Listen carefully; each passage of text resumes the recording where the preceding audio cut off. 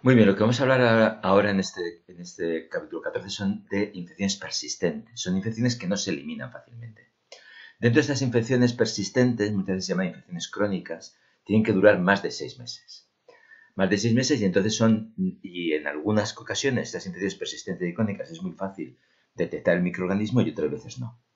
Cuando no es fácil detectar el microorganismo, a veces se llaman infecciones permanentes o crónicas ocultas. Y podemos sugerir que existe esa infección crónica porque tenemos anticuerpos positivos, lo que se llama que somos seropositivos. Evidentemente los anticuerpos se pueden tener no solamente cuando tengo infección crónica, sino cuando he eliminado el microorganismo. Pero como hay microorganismos que dan infecciones persistentes, pues entonces si tenemos anticuerpos contra esos microorganismos, pues podemos tener una infección persistente, una infección crónica.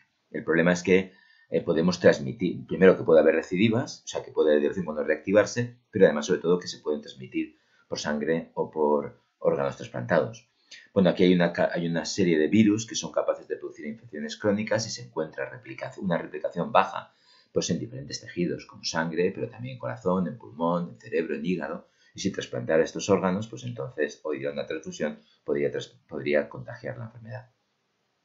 Estas infecciones persistentes de vez en cuando no dan sintomatología más que episódicamente. El ejemplo es, por ejemplo, el herpes virus labial y otras veces pues tengo una replicación viral durante mucho tiempo, como vamos a ver en hepatitis. Estas infecciones persistentes no se dan solamente en virus, sino que se pueden dar con parásitos y con hongos. Y bueno, tiene importancia en el trasplante. Pues por ejemplo, si yo trasplanto, el órgano puede tener replicación viral, y entonces son dos situaciones diferentes. Una en la que yo soy receptor de trasplante y otra en la que pueda ser donante. Pues entonces, si yo soy receptor del trasplante, pues entonces, si el paciente es seropositivo y es el receptor, pues puede recibir trasplantes tanto de donantes seropositivos como seronegativos, porque como el receptor es seropositivo, quiere decir que ha hecho una respuesta inmune contra ella y entonces puede perfectamente evitar y destruir el microorganismo que estuviera en el órgano trasplantado. En cambio, si el receptor es seronegativo, no tiene respuesta inmune, si yo trasplanto un órgano con un montón de microorganismos, pues puede hacer una infección grave. Si es donante, pues es un poco parecido. Si el órgano que tú tienes viene de un paciente seropositivo, pues quiere decir que tiene el virus o el hongo, solamente puede recibir esa donación pacientes seropositivos. En cambio, si el donante es seronegativo, quiere decir que el órgano está limpio de microorganismos y puede, por tanto, donarlo tanto a pacientes seropositivos como seronegativos. ¿Algún ejemplo de una infección persistente? Pues el virus de hepatitis B. Sabemos que el virus de hepatitis B tiene membrana, tiene una proteína de superficie, o se llama antígeno S, una proteína interna del core, antígeno C, y luego es capaz de secretar una proteína no estructural de células infectadas, se llama antígeno E. Tanto el virus se encuentra como completo con la proteína de superficie, como puede hacer subpartículas virales, en donde no hay DNA, no es infectivo, pero hay un montón de antígenos, con lo cual los anticuerpos contra proteína de superficie están formando inmunocomplejos. El antígeno E también hay muchísimo en sangre, y los anticuerpos anti-E también forman inmunocomplejos, y en cambio el antígeno core no está en sangre y por tanto los anticuerpos anticore que se forman porque llega a ganglio, pues entonces no están formando complejos y son detectables. Entonces, esto es lo que ocurre en una infección aguda. Pues en una infección aguda, lo que tengo un problema para detectar anticuerpos contra proteínas de superficie porque están formando inmunocomplejos. En cambio, sí que detectaré IgM y IgG contra proteínas del core porque no están formando inmunocomplejos. Es un virus que produce viremia y entonces los puedo detectar perfectamente. Curiosamente, no aparecen a las 4 o 8 semanas de la infección. No se sabe muy bien por qué se lleva tanto tiempo. Cuando se elimina el virus, si yo lo detecto, sé que se elimina pues porque no tengo DNA viral o porque no tengo antígeno de superficie o antígeno E en sangre detectable en un ELISA, pues entonces empieza a detectarse anticuerpos que antes estaban formando inmunocomplejos. Como desaparece bastante tarde, ya se ha eliminado la IgM. Entonces lo que se detecta es IgE contra el antígeno de superficie. En las infecciones crónicas lo que ocurre es que hay una respuesta de IgM y de IgG contra core, pero nunca hay detección de anticuerpos antiproteína de superficie. ¿Por qué no la hay? Pues porque están formando inmunocomplejos siempre, porque el virus nunca ha sido eliminado. Eventualmente se pueden detectar anticuerpos contra el antígeno E porque en algunos pacientes el antígeno E desaparece. En las infecciones crónicas no tengo IgM todo el tiempo. Y uno se pregunta, ¿por qué no la tengo? Si yo tengo DNA todo el tiempo y continuamente están saliendo, generándose células B inmaduras y B transicionales. Bueno, pues las B inmaduras y B transicionales que aparecieron antes de la infección se convirtieron en B vírgenes antes de la infección y cuando llega la infección, pues más tarde o más pronto, pues se consiguen convertir en células secretoras de IgM y luego secretoras de IgG cuando se han convertido en memoria, etc. Pero si el virus persiste, siguen generándose linfocitos B inmaduros contra el virus, que eventualmente, si no llega a médula ósea, se convierten en transicionales, pero como el virus está en sangre, pues entonces las proteínas virales están en mayor cantidad en bazo, pues los linfocitos B transicionales se mueren y nunca llego a tener B vírgenes. Tuve B vírgenes antes de ponerme en contacto con el microorganismo y dieron la primera respuesta, pero luego nunca llego a tener B vírgenes, con lo cual nunca puedo hacer células plasmáticas. La idea de que se parece que esta ruptura es más en linfocitos B transicionales que en B inmaduros. Muy bien, hay veces en que se produce una infección oculta. En la infección oculta lo que ocurre es que hay una replicación viral y luego el virus no se elimina, pero queda muy poca cantidad de DNA. Aquí son simplemente 100 copias por mililitro, que son muy pocas. Y entonces, pues bueno, pues produce un cuadro que se llama de hepatitis B oculta, que en principio no parece que se contagie con transfusiones, pero sí que es un problema para trasplantes de órgano. Este DNA de escasa cantidad se puede detectar por PCR y entonces, bueno, se puede detectar esta infección oculta. En otras ocasiones, pues entonces, aquí lo que viene a decir es que un paciente vacunado de vez en cuando puede tener si se infecta con el virus, sobre todo cuando es un genotipo diferente, pues entonces puede tener pequeñas cantidades de replicación viral, que están, pues por ejemplo, esto es 10 a la 2 y esto es 10 a la 8. Son casi 1.000.000 de veces menos que en un paciente infectivo y se elimina rápidamente y pone de relieve la importancia de la vacunación. Muy bien, aquí hay una tabla en donde te viene a decir cómo puedes detectar con diferentes combinaciones de anticuerpos, pues si su paciente pues ha tenido una infección previa, que tiene que tener anticuerpos anticore, si está vacunado, que tiene anticuerpos antisuperficie y no anticore, si tiene una infección oculta, que tiene pues, una concentración de DNA muy bajo y no tiene proteína viral en sangre, porque hay muy poca replicación viral, y lo que tengo son anticuerpos anticore y a veces no tengo anticuerpos antisuperficie. Si estoy vacunado, como os he dicho, no tengo anticuerpos anticore y tengo anticuerpos antisuperficie. Si tengo una infección aguda, pues tengo DNA viral, tengo anticuerpos contra core de IgM de IgG y no tengo anticuerpos antisuperficie. Si es una infección crónica que dura más de 6 meses, pues tengo DNA viral, tengo anticuerpos, ya no tengo IgM, tengo IgG contra core y sigo sin tener anticuerpos contra superficie. Muy bien. Vamos a hablar un poco de lo que es la hepatitis C. La hepatitis C es una infección que también da infecciones crónicas con mucha frecuencia y en estas infecciones crónicas, pues bueno, tiene una serie de periodos de replicación, pero lo curioso es que encontramos anticuerpos contra proteínas internas, pero también contra proteínas de superficie. ¿Por qué contra proteínas de superficie? Bueno, pues porque el virus es un virus muy extraño, donde tiene mucha proporción para mutar, y entonces cuando el virus infecta una célula, pues de las células que salen, algunas están mutadas.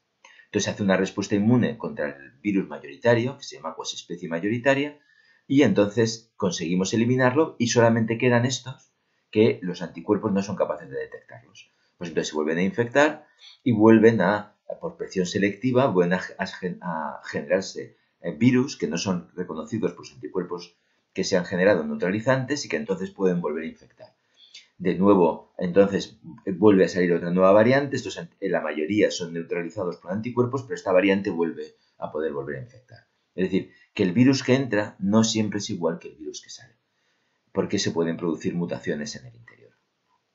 Entonces, las mutaciones pues, son bastante frecuentes. Aparentemente en un sujeto puede haber hasta 1.000 millones de virus al día y y cada millón de virus existe una mutación. Luego, por tanto, es muy frecuente que haya mutaciones incluso en el mismo día. Lo que pasa es que algunas no son buenas para replicarse y son eliminadas.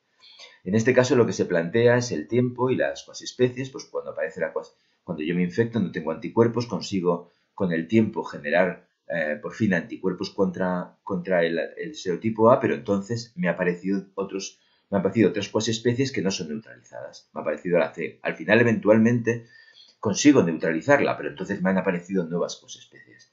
Con lo cual el sistema inmune siempre está por detrás y es por lo que hay infecciones crónicas. ¿Por qué tengo anticuerpos contra superficie? Pues bueno, pues aquí yo tengo en una secuencia cuasespecie 1, la 2 y la 3, genero anticuerpos anticuasespecie 1, luego genero anticuerpos contra cuasespecie 2 que también dan reacción cruzada con cuasespecie 1 y entonces no los detecto porque están formando inmunocomplejos, pero ahora aparece una nueva cuasespecie.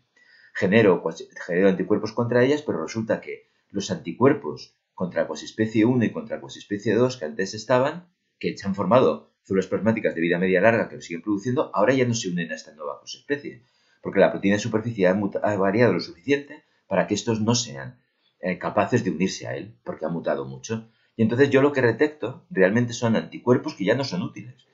Fueron anticuerpos útiles frente a cuasespecies previas, pero no frente a esta nueva casoespecie. Entonces detecto los que son como reminiscentes, la historia de lo que ocurrió. Ya no sirven para nada, pero nos sirven para detectarlos.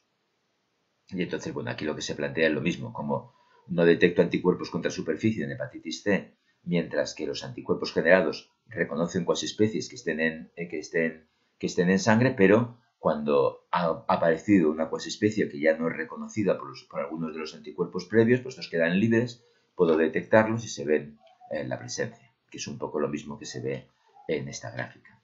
Bueno, estos virus no hay vacuna contra hepatitis C, ya veremos contra VIH tampoco, pero lo que se consigue es que cada vez que aparece una cuasespecie, no es que se aparece la cuasespecie 1, cuando aparece la cuasespecie 2, los que se activan son linfocitos B memoria que mutan. Es decir, conforme van apareciendo cuasespecies, los anticuerpos que le reconocen es el primigenio, pero con nuevas mutaciones.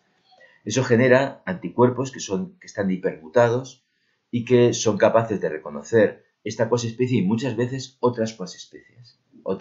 Con el tiempo consiguen reconocer muchas cuasespecies, porque en definitiva han sido mutaciones sobre experiencias previas. Entonces, estos últimos anticuerpos, que muchas veces se generan años después de la primera infección, son de alta reactividad cruzada y, como veremos, pues pueden ser utilizados como fenómenos de vacunas. O sea, en las vacunas lo que veremos en el próximo capítulo es intentar generar estos anticuerpos de alta reactividad cruzada.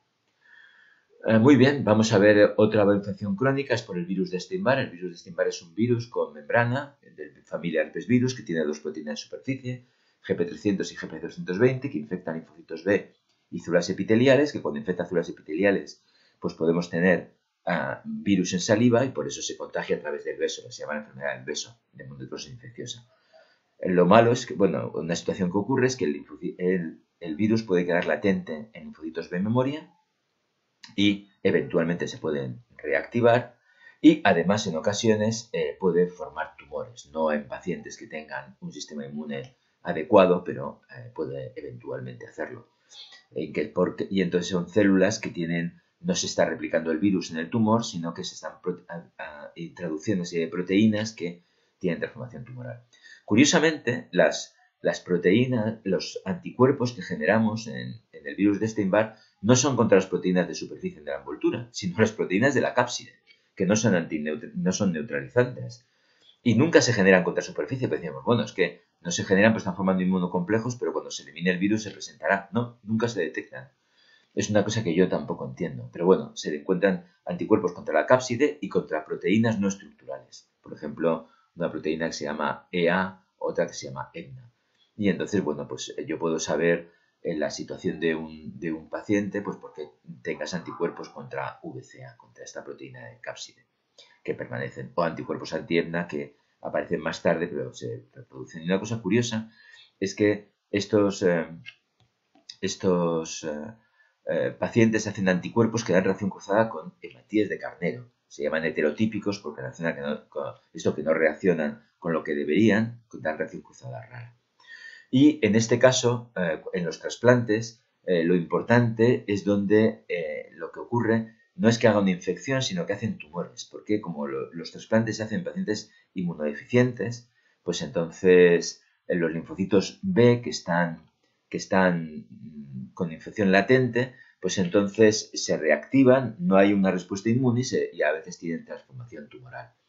Y entonces, por ejemplo, es diferente cuando si yo trasplanto un órgano sólido, en que hay pocos linfocitos B, pero algunos que pueden tener el virus, pues entonces, si trasplanto un órgano a un paciente seropositivo para Epstein-Barr virus, pues entonces el virus de Epstein-Barr se reactiva, puede infectar linfocitos B del receptor y como está inmunosuprimido, pues puede hacer tumores de linfocitos B del receptor. Otras veces lo que ocurre es que lo que yo hago es un trasplante de médula ósea, entonces yo tengo muchos linfocitos B en la médula ósea del donante, como está inmunosuprimido, pues entonces el que se transforma tumoralmente son los linfocitos B del donante. Y bueno, en el caso de la tuberculosis, pues ya hemos hablado de cómo se contagia a través de tos y que puede haber infecciones latentes en donde hay un montón de personas, como vemos aquí, en donde el virus queda acantonado en granulomas, pero eventualmente se pueden reactivar. El por qué tantísima gente que se infecta hace infección latente puede estar relacionado con el lento llegada de células dendríticas que han fagocitado la bacteria a ganglio, que tardan 12 días y no llegan los T efectores hasta 17 días después. Es una de las cosas que se considera que a lo mejor lo hacen. Como ya hemos visto muchas veces, hay diferentes linfocitos T que son capaces de detectar estos macrófagos infectados. Pues tanto linfocitos TCD4 como TCD8, porque son capaces de inyectar proteínas a citosol, como linfocitos T gamma delta que reconocen lípidos o células NKT.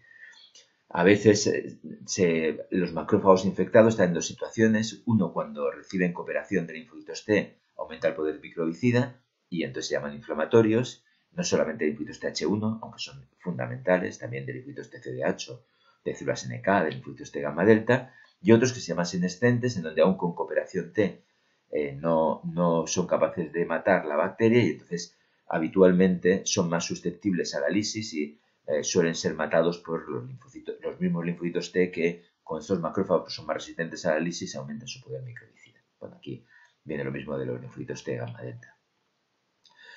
¿Cómo puedo saber que un paciente tiene una tuberculosis latente? Como no se producen anticuerpos porque no llegan a ganglio, pues entonces con la prueba de la tuberculina o de Mantoux, en donde yo inyecto una proteína que no tiene PAMS, si tengo linfocitos de memoria, se convierten en TH1 efectores que producen citoquinas y hay inflamación.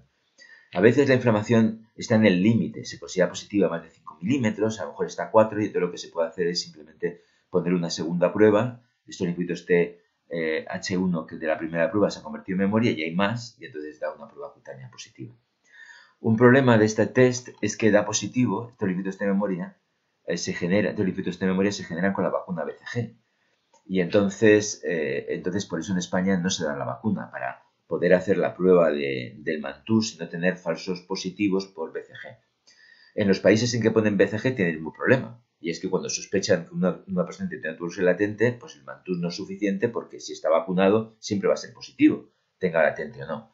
Entonces se ha enseñado otro sistema que lo que haces es que si tienes linfocitos T en memoria, lo haces un ensayo in vitro en donde lo pones con monocitos y con las proteínas estas de la paciente de la bacteria tuberculosa. Si tiene linfocitos T memoria, produce interferón gamma y entonces haces un ELISA que pegas antiinterferón gamma en la capa de captura, pones la muestra, es un sándwich y luego pones antiinterferón gamma con una enzima y entonces ves si hay o no anticuerpo, si hay o no IgG.